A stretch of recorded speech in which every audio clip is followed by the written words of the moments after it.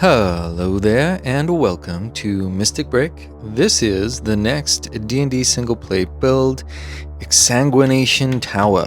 And yeah, let's get right on into it. I'm very excited to showcase this for you all today. It's going to be a fun one.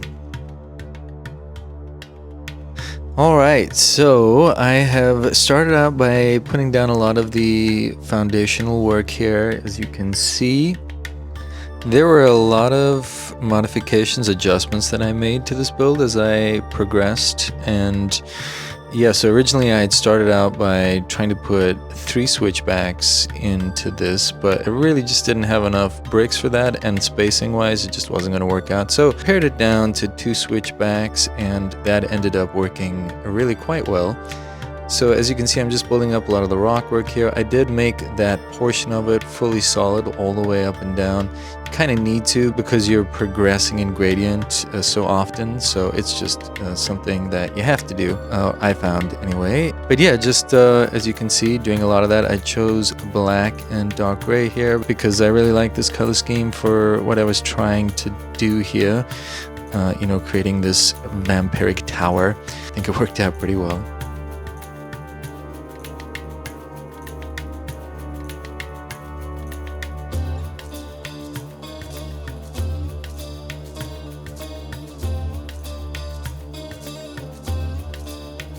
So you can see I've put a lot of that down now, and I've also started work around the backside. This piece here is modular, and I'm keeping that a bit of a secret for now. We'll look into it a bit more later, but you can see I've built some structure here.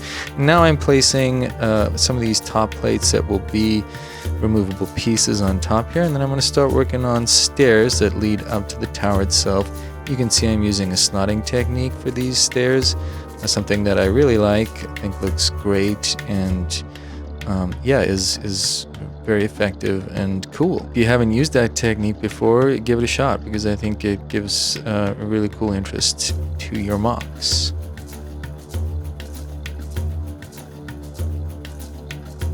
I'm gonna build around the front side here. You can see I'm sort of working on this as I go. You gotta sort of figure it out, but yeah, using those bricks with knobs to create the slotting effect, and then a lot of the tiles with knobs too to give that clean look to it. You know, play around with it, see what works, but you can get a good idea for the basis of this sort of building in the D&D set if you purchase that. I know some other sets use it too, but that's kind of where I learned how to do this.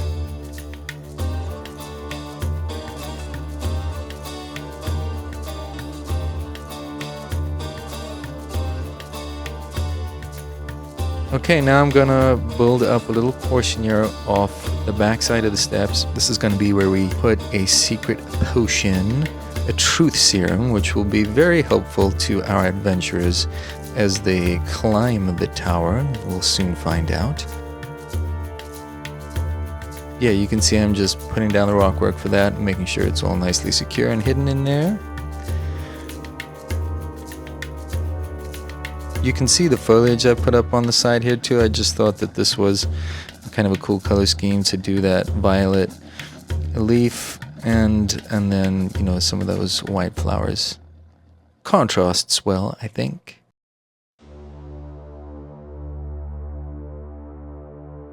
So now that we've got that done, we're just going to jump ahead a little bit. You can see I've done a little bit more work here, and I've put a hangar over on the front side of the tower here for our heroes to traverse beneath, and this is where our crossbowmen will be sitting as well.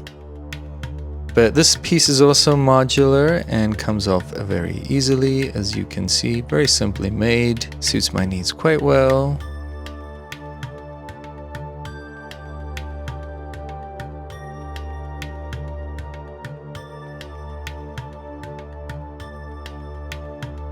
We'll end up decorating a bit more, and then now we're gonna work on that plate that's gonna sit on top of that, which will be first floor of the tower there.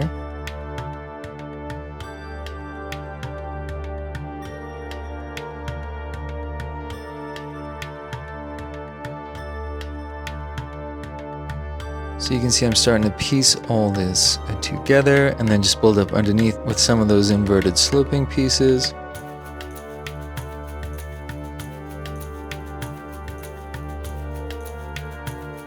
And then putting some more brickwork up on top.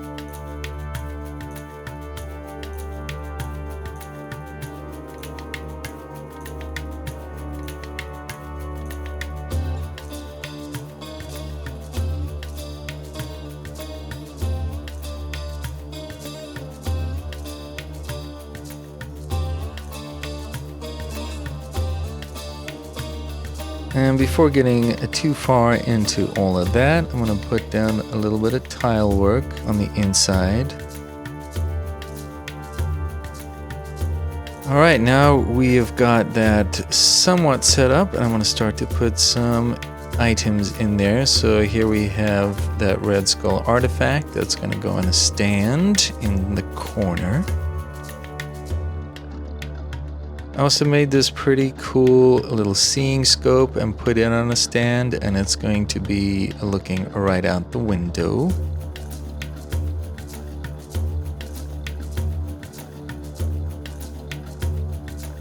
Turn that around for you so we get a better look at that. And then lastly in this room, I'm going to put this really cool little wall pick. A lot of the weapons that you'll see here today come from pickle bricks. I got them in a set. They're awesome and I think perfect for this build and the vampires that will be using them.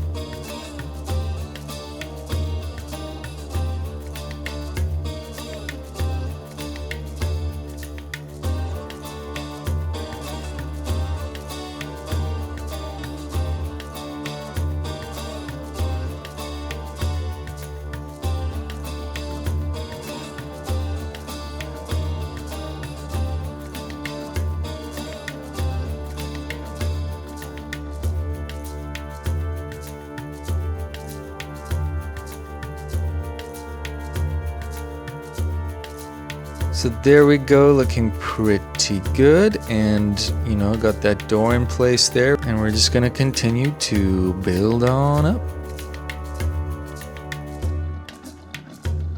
Again, this whole build became quite challenging because I had to use the pieces at my disposal, and I ended up extending it a lot more than I originally thought I would. So yeah, that was fun, but it's always a fun challenge, you know, to see how you can use the pieces you have to make the thing you want to make.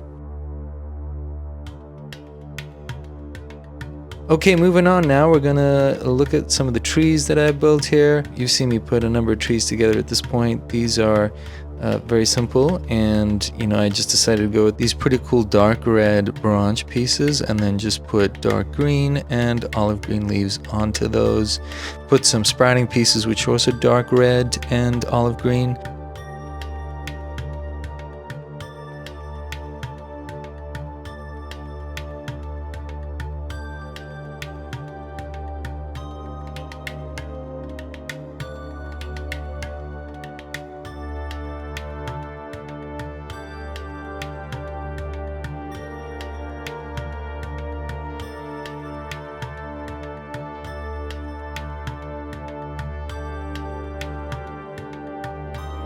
Trees are pretty secure, and you can see how I put the trunk together here with those Technic pieces. Love using this design. I think it just works really well for any tree structure. It makes it really solid too.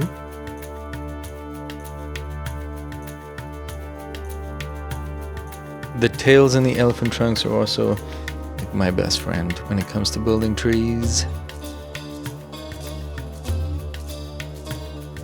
So I think we got that design looking pretty good, putting those last branches on there. And then I'm gonna put down a little bit of rock work on the front side here again, and a few more other plant pieces. Taking those leafy fern pieces and then putting the leaf sort of in the center of those, and then a sprouting piece to secure it all together. You've seen me do something similar to this in the past as well. Okay, and I'm feeling pretty good about all this, so let's go take a look at our minifigs. First up here, we've got our little Fright Night minifig from CMF25. I've just switched out his legs and given him that really cool sword. Secondly, we've got our crossbowman. He's got the paladin torso. That helm comes from Pickle Bricks. That crossbow and quiver are really cool too, and they're also from Pickle Bricks. Next up, we have a Scorponok, which is a neutral evil monstrosity, large monstrosity. My best rendition of this. And then here we have the Madam Vampire. Ironically, I gave her the torso piece from the Vampire Slayer. Next up, the Lord Vampire, and I've used mostly Strahd pieces, and then also this really cool sword, as well as that cool little dark red lion shield. And then lastly, we have a female vampire elder. Got that really cool glaive there, and you can see how I've put the wings on her there, spruced them up a little bit, and then attached them to a translucent neck piece. Now let's take a look at our heroes. This is an all-female squad, you know, go girl power. So we've got a female dragonborn fighter here. I'm using the leg piece from the Alex Jade Scales minifig that came with the D&D set. Next up, we have an elf bard. I've used one of the hair pieces from the Lord of the Rings sets, and then she's got this really cool elf dagger, which comes from K-Town Bricks. Next along, we have our human ranger. She's got the Vampire Slayer leg piece there, which I think is quite appropriate. And then I've given her this really cool bow and quiver from Pickle Bricks. So hopefully all of our champions are ready to take on what is waiting for them here at Exsanguination Tower. So let's take a look all the way up and down what our heroes are going to be getting themselves into today. You can see this is quite a tall build, so there's many elevated pieces to it. And yeah, this is just the starting scene. Right away, they're going to have to face this vampire warrior and that Scorponok. And hopefully they'll be able to deal with them too. And then they're going to have to make their way up the switchback toward the tower and deal with another few vampires along the way. Part of the reason our adventurers are here today is to rescue one of their companions who has been abducted by the Vampire Lord and stored away beneath the tower in an oubliette ancient dungeon. So we'll see more of that in a little bit. But first, our heroes have to get through this initial part. But yeah, you can see exactly how I put all this together.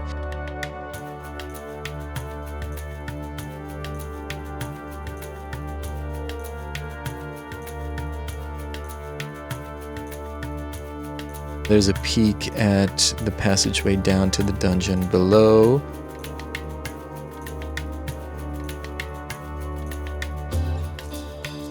And then that overhang there leading up to that first floor room, and then the second floor right on top.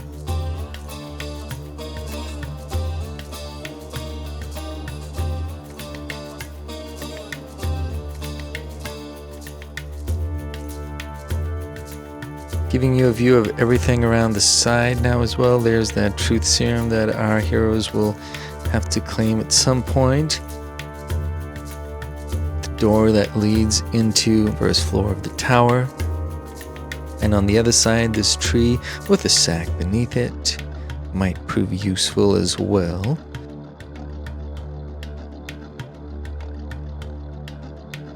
But yeah, many obstacles to overcome for our heroes, so they should be probably pretty high level at this point if they're going to be taking on any of this.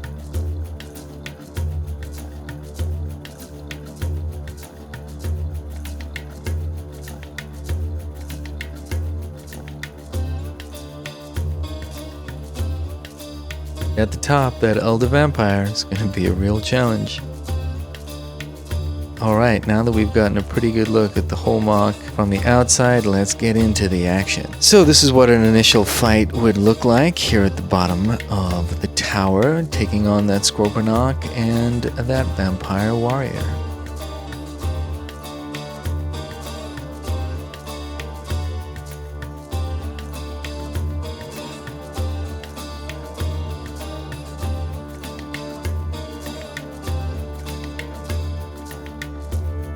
You can get a bit of a better look there at that Scorponok and how I put it together. I took an Ninjago piece, the Battle Scorpion creature that came with Cold's Earth Dragon set, and then just adjusted it to make it seamless like so.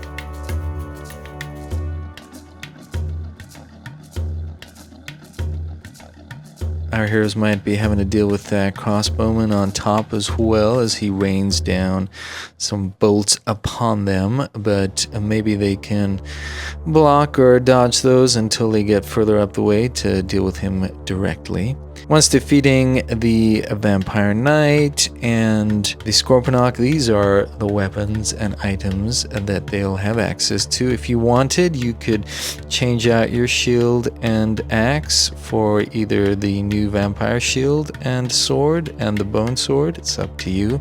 Maybe you just want to let your Dragonborn keep her original weapons. Then there's a chest here to open up with some jewels and a potion or an elixir of some sort, maybe an oil, whatever you want it to be. Okay, moving on, we can see our defeated foes down below, and now our heroes are going to have to deal with that pesky crossbowman on the overhang there.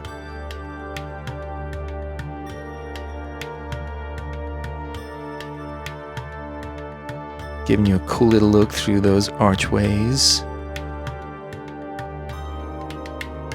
Shouldn't be too difficult for our heroes to deal with. Really love that cape. That also came from Pickle Bricks, by the way, a set of capes that I bought from them.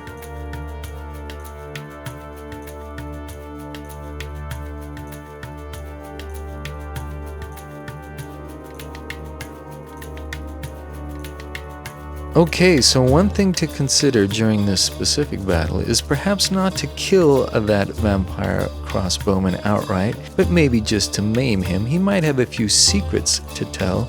Indeed, here you can see our heroes interrogating the vampire. If they are astute enough, they might be able to roll perception and discover that there is a truth serum hidden in the alcove just below them on the cliff face. If they are then able to force that vampire to imbibe that truth serum, they may learn a few things. Of course, this might end that vampire as all he drinks his blood regularly. But anyway, he would reveal in his dying breaths where your companion is located in the dungeon below, how to get in there, and also where her stashed equipment might be. Once you've dealt with all of that, this is the collection of weapons you'll be able to gather up. You know, this includes a halberd with those really cool translucent red axe heads. But yeah, you could decide to give our human ranger that crossbow and quiver and helm, of course, and then you could also decide to give our dragonborn fighter that halberd if she has skills in two-handed weaponry. All of this is, of course, up to you. Okay, so now our heroes are going to descend further into the dungeon below, and if they're able to lockpick that door, they'll discover that their companion is hidden down there, quite miserable at this point, I am sure, and hoping for rescue.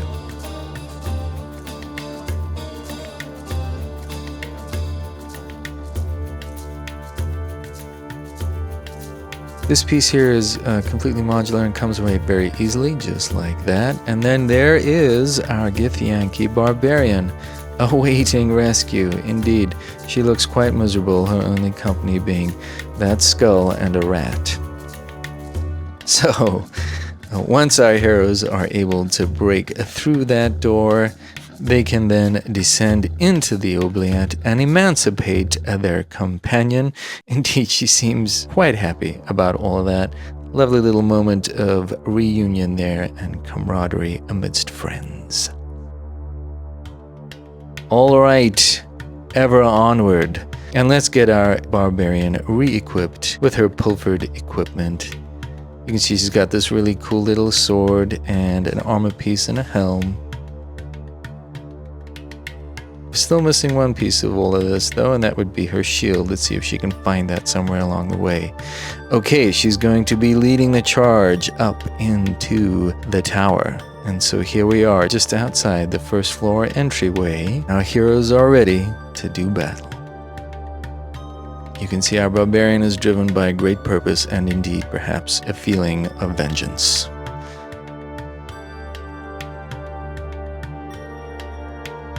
Meanwhile, on the very top floor, the vampire lord is relaxing, drinking his favorite beverage. But then he hears the commotion below and equips himself with his sword and shield and jumps down to aid the vampire madam.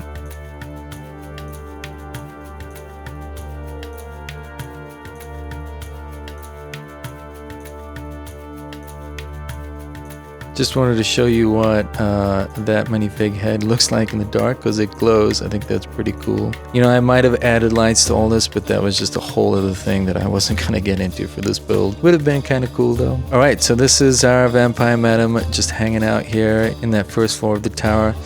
But my goodness, here come our heroes barging through, and the vampire lord is going to jump down there into the fray while the madam attempts to escape. You will have to figure out how to stop her or engage her. Indeed, perhaps before any of this, you might have climbed up that ladder into the first floor and surprised her. All choices you would have made along the way. But this is what a battle sequence might look like. It won't be an easy fight, but I think our heroes are up to the task at this point.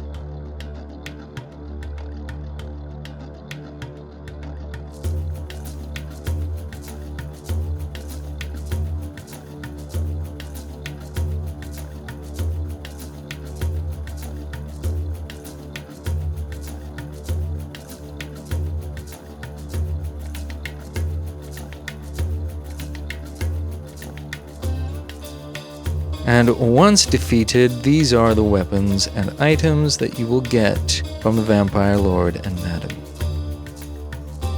And this is what our heroes will look like with their new equipment. You can choose to equip our heroes with some of these things, as you see here.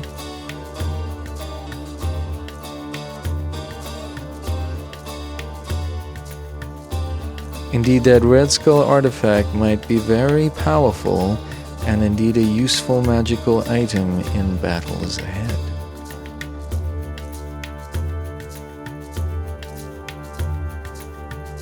Speaking of which, as our heroes exit that first floor of the tower, my goodness, there is the Elder Vampire deciding now to jump down upon them and enter the battle. Might have happened before, depending on how everything goes. That'll be up to you to decide how you want everything to take place. But yes, defeating an Elder Vampire, not so easy. But I think our heroes are now well equipped and probably feeling pretty confident having come this far. Let's hope that because of the surprise attack here, they're not too put off guard. We'll wish them the best of luck anyway, and hope that they can overcome such a terrifying foe.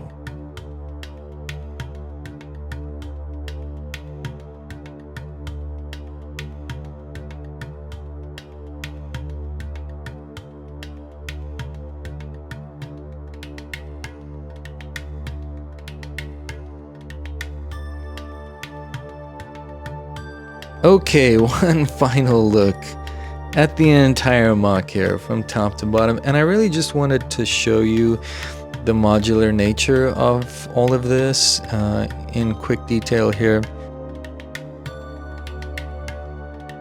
These are the roof pieces on top, and you can see I've used the Nexonite tiles and slatted them on here in an ascending way, and then inverted sloping pieces I've used to brace against that flat tile with the upwards modification there. Very simple, very easy to do. And then, this whole top piece here will just pop right on off pretty easily. And you can see the ladder that descends down there into that lower level. And then this here as well will just come off quite easily too. No real hassle there. I really do like making things modular. I think it just makes a lot of sense for accessibility, and I love to build interior scenes, so when you really want to get inside, these are the things you just have to do. But yeah, those two pieces will come right off, and then yeah, you've seen me take away this wall piece pretty easily as well. And again, I've just used flat tiles down there, some with knobs, to secure it very lightly. Makes it easy to pull apart.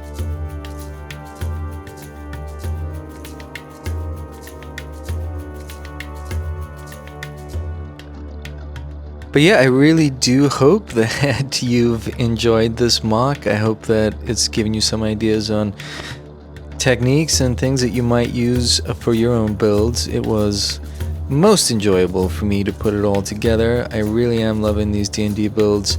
Please tune in for more in the future. As always, thank you so much for your support. The channel keeps growing, and that is awesome. All right, have a great week. I'll see you next time. Bye bye now.